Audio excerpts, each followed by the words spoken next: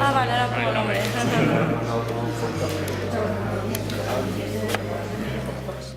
Lo que queremos referir es que la importancia de la historia está fuera de toda duda, para introducir este coloquio, en toda especialidad, en toda faceta humana, en las ciencias, en la cultura, en el arte. La importancia de la historia es vital. Soy profesor de historia, además. Tengo que romper una lanza, ¿no?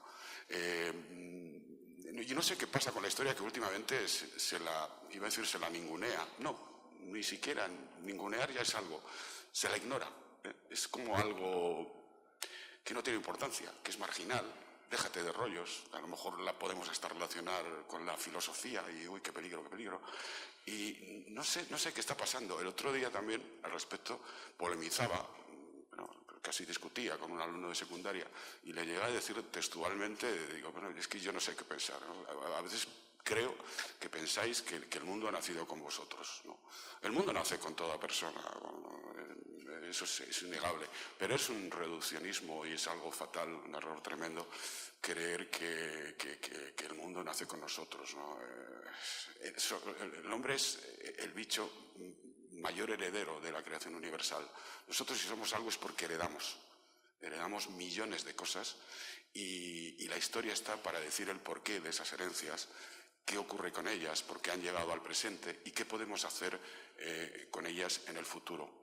Eso es lo que nos enseña la historia. También a valorar y a objetivar, a dejar las cosas en su lugar. Hablando de cine, por ejemplo, no creo que nadie pueda valorar bien una novela, una comedia, si no ha visto alguna comedia de Billy Wilder, ¿no? Es que es imprescindible. Es que si no ha visto alguna película de Wilder, probablemente estará subvalorando o sobrevalorando, más bien sobrevalorando, la comedia de turno que haya visto. No creo que nadie pueda opinar del pop rock actual si no ha oído a los Beatles, si cree que el pop rock nació el día que él nació y que el gran pop rock es el que él escucha porque ha salido hace 2 días. No sabemos entonces lo que es el pop rock si no nos referimos a la historia y que los Beatles en sus 7 u 8 discos prácticamente dejaron aniquiladito de posibilidades al pop rock. Para todo eso nos sirve la historia, que como profesor de la materia rompo una lanza por ella. Y sin más, que ya me extralimitan mis papeles de moderador, voy a presentaros a nuestros invitados en esta segunda mesa. Tenemos, aquí no hay orden de ningún tipo, es aleatorio. Sabéis que en el cine esto del orden, más de un actor se ha negado en la historia del cine a rodar tal o cual película si mis apellidos no van primero. ¿Y en qué tamaño de letras? Ojo. El orden es aleatorio. En primer lugar, vamos a dar la palabra a Emilio Carlos García Fernández. Segundo, que el cine hay que planteárselo también como aportación artística y creativa que se hace a la sociedad. Tercer aspecto, el cine como documento para conocer la historia social, política, económica, cultural de estos 120 últimos años, que es cuando nos movemos. Pero también tiene otra dimensión, que es un medio que nos sirve para acercarnos al conocimiento de otras épocas de la historia, porque el cine tiene esa capacidad de recreación, reproducción, acercamiento a esos momentos históricos. Y por último, el cine como recurso educativo. Esas son las 5 perspectivas más o menos que yo entiendo hay que asimilar de cine. Evidentemente no todo el mundo tiene que saber la historia del cine. Es decir, qué etapas, qué movimientos, cómo ha evolucionado, nadie está obligado a conocerla. Pero yo creo que desde el punto de vista educativo, quienes nos movemos en el ámbito docente sí debemos conocer, igual que conocemos el arte, la historia, la sociología, la política, etcétera, etcétera. La historia en general, de todas las dimensiones. Por eso, exigirle a todo el mundo que sepa historia del cine, pues es una cuestión delicada, delicada. Si vamos situándonos un poco en el contexto, desde el punto de vista formativo, evidentemente, hay una idea clara. Alumnos que estudian unas asignaturas, alumnos que después estudian unas carreras, pero claro, dentro de ese abanico de oferta educativa, pues hay algunas específicas que se centran especialmente en contenidos audiovisuales o pueden recurrir a los contenidos audiovisuales. Ahí es donde entraríamos ya a hablar precisamente de que hay que saber, hay que conocer. Pero claro, yo hay una idea que siempre le he comentado a los alumnos, ¿no? Y esto es extrapolable al ámbito educativo. Yo el primer día de clase siempre pregunto, aparte de ponerles unas normas de conducta, es decir, nada de móviles, nada de ordenadores solo para la asignatura, etcétera, etcétera, que luego intentan, en fin, ya sabemos, ¿no?, escaquearse el asunto. Le digo, ¿tú qué quieres hacer, no?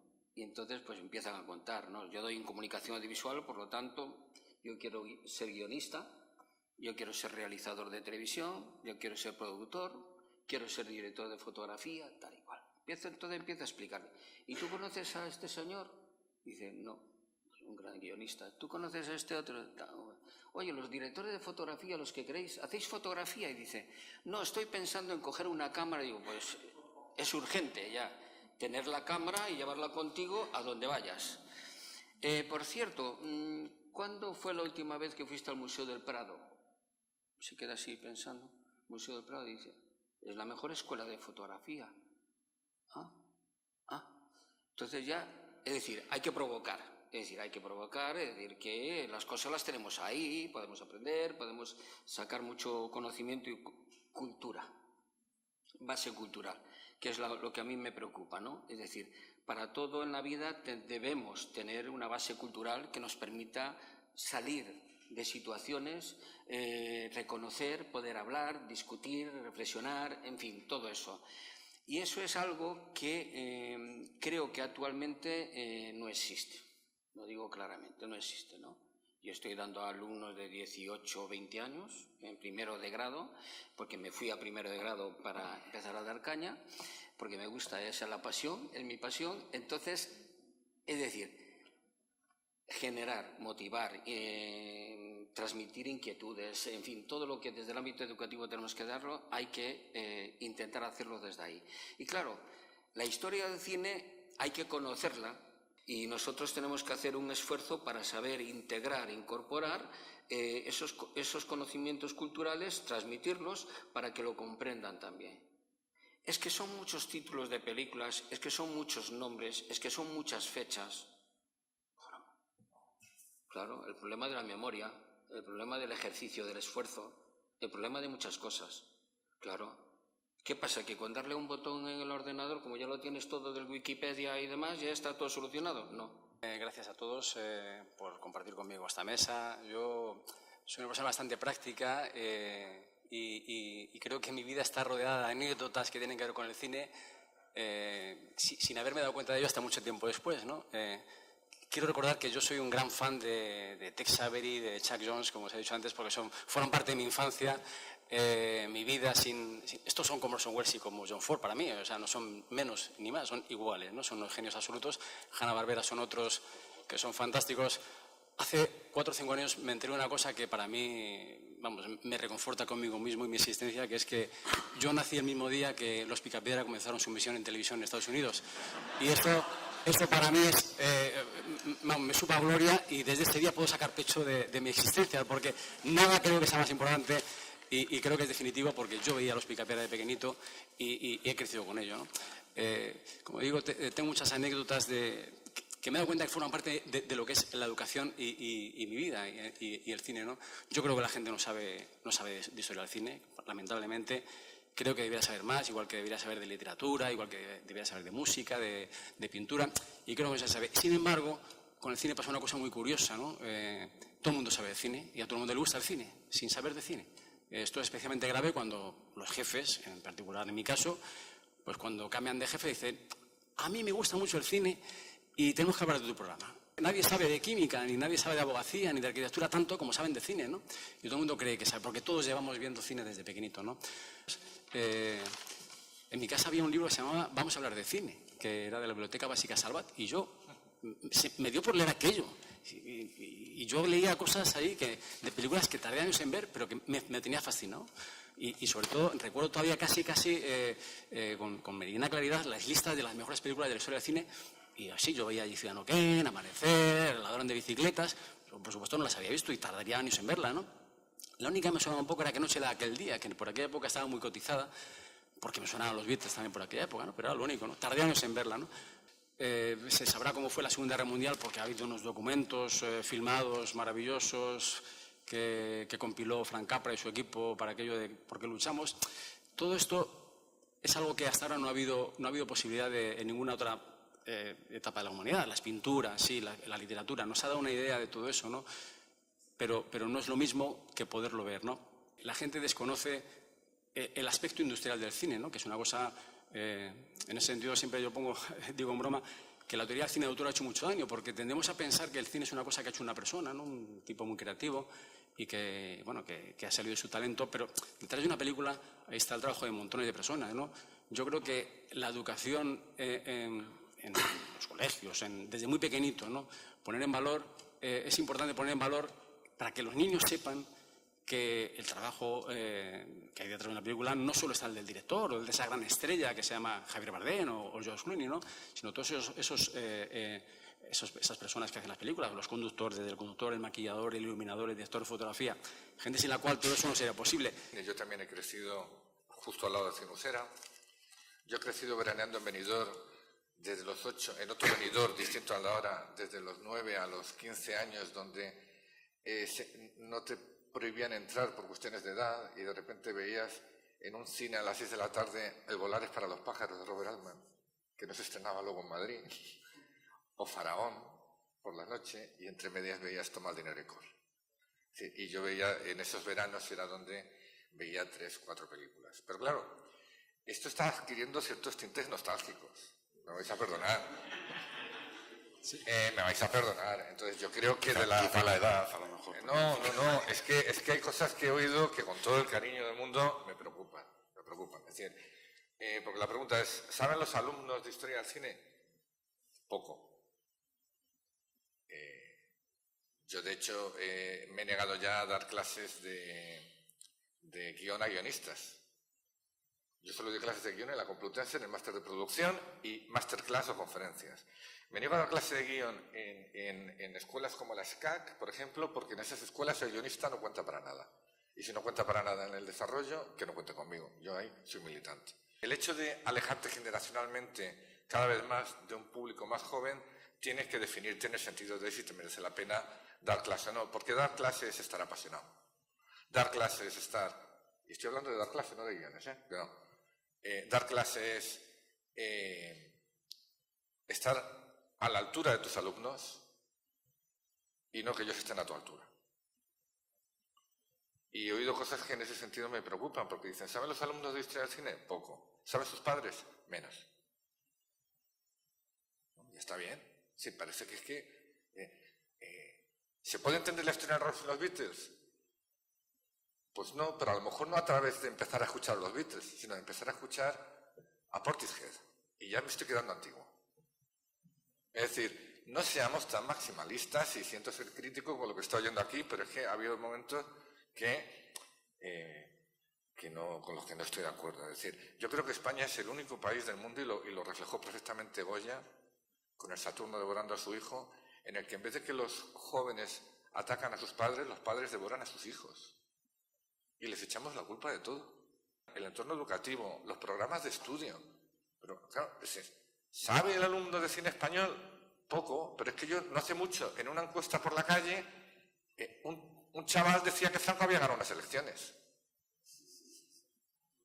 Es decir, no es un problema ya de cine, es un problema de desprecio a la formación, de haber cambiado lo educativo por algo, como muy bien has dicho, pragmático.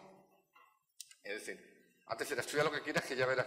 Es que nuestros padres, los de mi generación, me quedan 4 años para cumplir 60 años, o sea, lo digo para que me situéis en generación. Mis padres no tenían estudios y siempre querían, como los de mi esposa, como los de mucha gente que tengo a mi alrededor, querían que ya que ellos no habían estudiado, sus hijos estudiaran. A padres de mis alumnos les daba igual que estudiaran, lo que querían es que cuanto antes trabajaran mejor. Y eso, quien analice la sociedad española sabe que es cierto. Como sabe que es cierto que en temas educativos la aparición de infinitas escuelas privadas están otorgando títulos sin la menor disciplina que equivalen a lo mismo que en otras públicas que sí tienen esa disciplina. Y miramos para otro lado. Pero todo esto yo no se acabó aquí, porque es que yo hago televisión.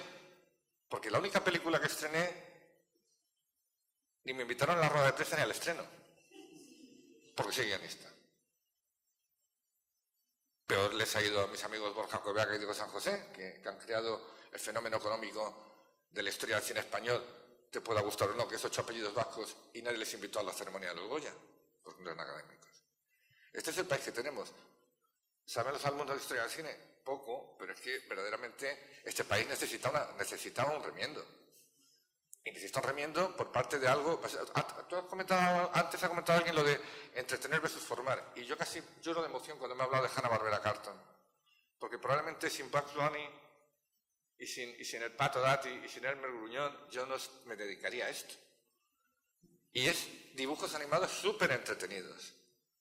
Los Picapiedras podían tener unos planteamientos sociales y morales que ahora solo se pueden dar en Los Simpsons y los veíamos antes de niños, mientras que Los Simpsons se ha convertido en un producto para adultos. ¿Entendéis la diferencia? Yo he visto publicidad de 30 segundos en las que me han contado un mundo. Y luego, evidentemente, he visto la publicidad de le cambio este detergente por este otro. Pero yo he visto anuncios de 30 segundos en los que se me ha hablado de la violencia de género. Había un anuncio de fotografías perfectas para un mundo imperfecto. No sé, sí, yo os lo traigo para poder mostrar, pero vamos. No hay que despreciar ninguna forma de poder contar o de poder aprender. Y de poder aprender divirtiendo. Tú no puedes enganchar a nadie si no le apasiona o no le seduce o no se siente parte de la fiesta. Hay que entender eso como docentes. Y luego, como ciudadanos de a pie, tendremos que empezar a pensar dónde hemos estado para que todo esto se viniera abajo. ¿Y qué hemos hecho? ¿Y a quién hemos criticado? Es decir, porque yo no tenía que estar aquí, porque yo hago televisión. Y en el sentido, digamos, militante, pues mira, he hecho Isabel, que es una serie histórica, os lo juro, rigurosa. Yo la primera temporada, que es la que hice, luego me piré, o sea que no, porque no me gustan hacer historias de amor continuas. Víctor Ros se convirtió en un policíaco con un análisis de la España de fin de siglo, riguroso, que por cierto es una España muy parecida a la de hoy día. Y ya Pablo y yo con el Ministerio del Tiempo hemos conseguido que Lope de Vega, el empecinado, sea trending topic. Pero también lo son al lado de Luis Aragonés o de Rosendo Mercado. ¿Me entendéis por dónde voy?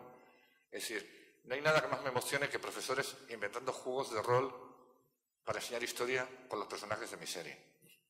Hoy en Sevilla me han enviado una web, un link, en el que utilizan el Ministerio del Tiempo para recuperación de memoria en enfermos, digamos, que han tenido algún problema por la complejidad de las tramas, pero que siempre son autoconclusivas, que luego refieren, que luego tal y que al mismo tiempo divierte. Es decir, estamos siempre etiquetando, diciendo quién sabe, quién no sabe, lo que no sabe, y mientras tanto estamos permitiendo que en televisión haya desaparecido ese horario juvenil en el que veamos a Hanna-Barbera Cartoon.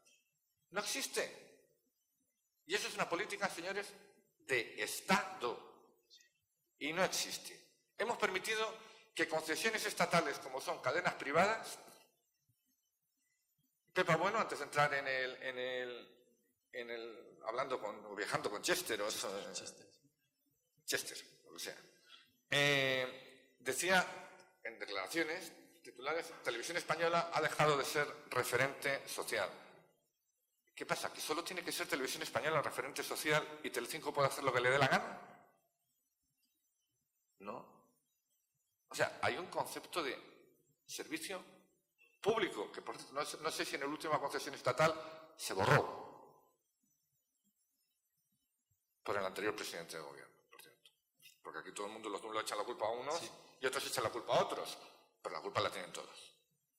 Una televisión pública que sin publicidad no puede competir y que ha estrenado 3 series en 4 años, gracias a Dios todas mías, contra 5, 6, 7, 8, 10, 12 series de las privadas, que evidentemente son privadas, van a una audiencia, van a una industria.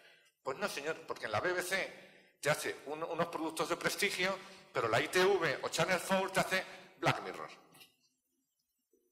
O te hace series mucho más atrevidas que la BBC. Y ahora la pregunta es, ¿Sabemos nosotros de televisión? Porque ¿quién de aquí conoce a Dennis Potter? Si no, con la ficción inglesa no existiría. ¿Puede levantar la mano a alguien?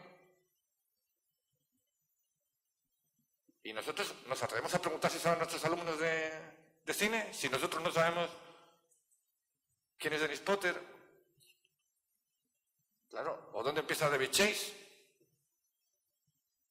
Pero es que nuestros alumnos no saben de teatro, porque no hacen teatro. El nivel musical de este país es nulo. Solo tienes que ver a nuestros actores cuando ponen a cantar. Pero esa parte final de difusión que tendrá que estimular pasado mañana a ese chaval nuevo que venga, que le vuelva a apasionar y que se convierta en un experto uno y otro en un estupendo espectador. Y hablando de cine, recuerdo las palabras de alguien que para mí es esencial para entender la cultura de la imagen en nuestra época moderna, que es Walter Benjamin, ¿no? Cuando definía el cine como, en una frase maravillosa que decía, creíamos que íbamos a estar aburridos, no la sé literal, pero decía, creíamos que íbamos a estar aburridos en nuestras oficinas, casas, con anaqueles llenos de polvo, etcétera, etcétera, etcétera, y de repente aparece el cine y nos demuestra que podemos vivir todo tipo de aventuras. Yo muy bien no sé qué decir porque tenía un plan, tenía unas ideas y me han cambiado con la intervención de mis contertulios. Y lo que pasa es que cada vez que venga a una mesa redonda tengo la sensación de que si ya tengo bastantes pocos amigos, acabo teniendo menos todavía después. Porque me pasa lo mismo que a Javier, que se han dicho cosas que no estoy de acuerdo. Aunque la mayoría de las que estoy en desacuerdo son las que precisamente ha dicho Javier. Entonces, Me lo imaginaba. No sé muy bien por dónde empezar, porque me parece que voy a intentar comentar cosas de las que han dicho unos y otros y mis opiniones respecto a eso, porque creo que tampoco nos sobra el tiempo y tal vez las ideas con las que yo venía, pues finalmente tampoco son tan interesantes. Yo hago películas, lo único que sé y poco es de lo que tiene que ver con la creación. Y en la creación creo que es un misterio, ¿no? Y como misterio todo sirve y nada sirve, realmente. Ese es el problema, ¿no? Porque probablemente todo está en uno ya. O sea, el universo entero está en uno, pero que esté en uno no quiere decir que salga hacia afuera. Y tampoco no hay ninguna manera de asegurar de que ese universo que está en uno pueda salir. Yo mismo no sé cómo sale, ni si es esa posibilidad realista, ¿no? Y José Luis, que lo admira también mucho, me dijo si un día podía venir a comer con nosotros. Y dije que por supuesto. Y entonces estuvimos hablando con José Luis Guerín, que es un gran cinéfilo, y luego, y con Juan, y al irnos, José Luis y yo, me dice José Luis, oye, es increíble que Wang Bing no es nada cinéfilo. Es que no ha visto nada. Yo estoy hablando de probablemente el hombre del cine actual que yo más admiro, con diferencia al siguiente, porque es el primer inventor, yo creo, de lo que va a ser el cine digital. Es el único que yo he visto que sabe rodar digitalmente. Él y Nure Bilge Ceylan, en ficción. Todos los demás que han trabajado el digital yo creo que no han sabido. Y Wang ha encontrado su técnica solo. Es prodigioso. Además es un hombre muy primitivo. No tiene gustos ni por la ropa, ni por la comida. Suele vivir con lo mínimo y solo se dedica a filmar. Y nada más le importa que filmar. No le interesa la cultura, no le interesan las demás culturas, solo le interesa el cine que él hace y lo que ocurre en China. Todo lo que no sea chino no le importa nada. Con lo cual nos sorprendió mucho porque José Luis decía, ¿cómo se puede ser cineasta sin ser cinéfilo? Pues os puedo asegurar que sí es posible. No solo es posible, sino que el mayor genio que yo conozco no es cinéfilo. De hecho, cuando voy a un museo a ver pintura, que también me interesa mucho, no soporto la explicación histórica de la pintura. Me perturba enormemente porque interfiere en el soliloquio que yo establezco con la obra y con las emociones que me puede dar la obra. ¿Quiere decir que la historia es negativa? Tampoco estoy diciendo eso. Yo estaría de acuerdo con algo que ha dicho Javier con mucha pasión, con mucho arrojo, pero también con mucha humildad en el sentido de que no es seguro de que lo que esté contando sirva. O sea, creo yo que eso es muy importante. Por lo menos es lo que yo he sentido como creador.